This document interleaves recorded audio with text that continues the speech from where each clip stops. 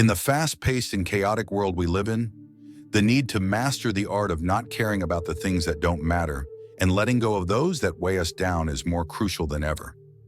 This isn't about becoming indifferent or uncaring towards everything, but rather about cultivating emotional resilience, mental clarity, and inner peace. For centuries, Stoic philosophers have shared their wisdom on how to achieve this mastery.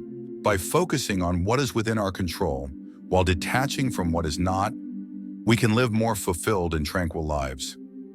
In this video, we will explore 10 key Stoic principles that guide us towards mastering the art of not caring and letting go, with teachings from Marcus Aurelius, Seneca, Epictetus, and other great Stoics. But before we get started, do well to subscribe to the channel if you're just joining us for the first time. Please like, comment, and share this video only if you gained any value from it. Without wasting much time, let's begin. Number 1. Focus on what you can control. Epictetus.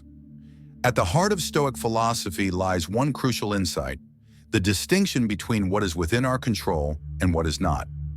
As Epictetus teaches in the Enchiridion, the key to serenity is recognizing that external events are beyond our influence, but our thoughts, attitudes, and actions are entirely within our grasp. Epictetus once wrote, "It is not events that disturb people, it is their judgments concerning them." To master the art of not caring, we must accept that much of what happens in life, other people's opinions, unexpected events, the outcomes of our efforts are beyond our control. What matters is how we respond. By shifting our focus inward and only caring about our own choices, we find immense freedom.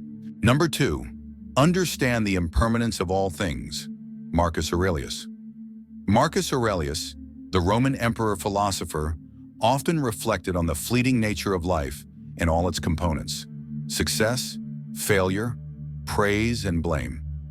In Meditations, he reminds us that everything is temporary, and clinging to the temporary brings suffering. Marcus Aurelius once said, "Observe how all things are born from change. Contemplate the constant flow and alteration of all things." When we internalize the impermanence of both material possessions and emotional states, we learn to let go of attachment.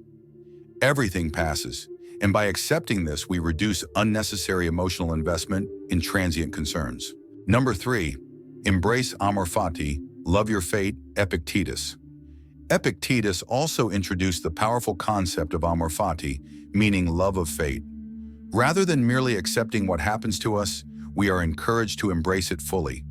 Life brings challenges, but every obstacle is an opportunity to grow stronger.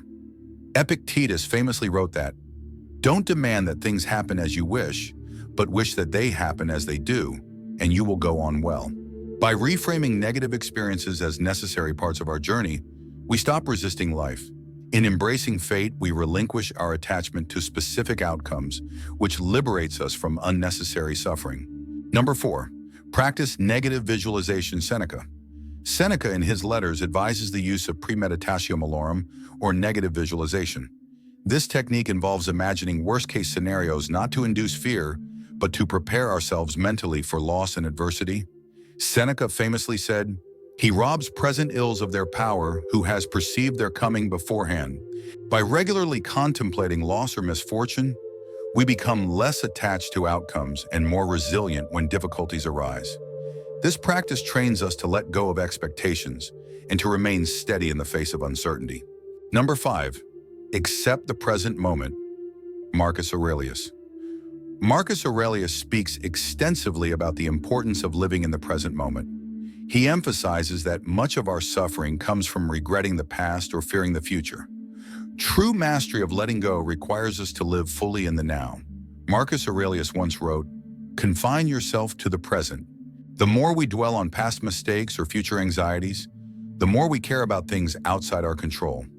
Letting go means embracing the present, focusing on what we can do now, and releasing our attachment to past and future concerns.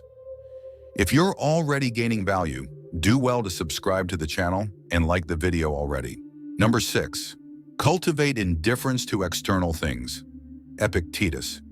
According to Epictetus, external things, whether wealth, status, or even health, are not inherently good or bad.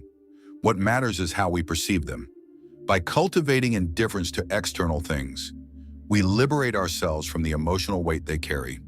Epictetus famously wrote, "Wealth consists not in having great possessions, but in having few wants." Learning to not care about external possessions or achievements doesn't mean rejecting them, but rather understanding that they are indifferent. They don't determine our worth or happiness. By detaching from their influence, we learn to let go of the need for external validation. Number 7.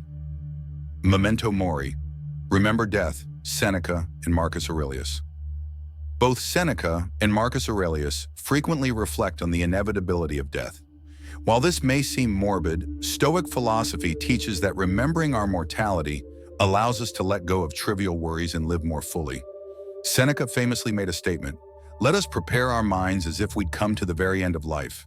Let us postpone nothing." By reminding ourselves that life is short, we stop caring about insignificant problems. We learn to let go of petty grievances and focus instead on living a meaningful, virtuous life. Number 8. Detach from the opinions of others, Marcus Aurelius. One of the greatest obstacles to emotional freedom is our attachment to what others think of us. Marcus Aurelius frequently reminds us that other people's opinions are irrelevant to our personal growth and happiness. Marcus Aurelius famously said, "It never ceases to amaze me.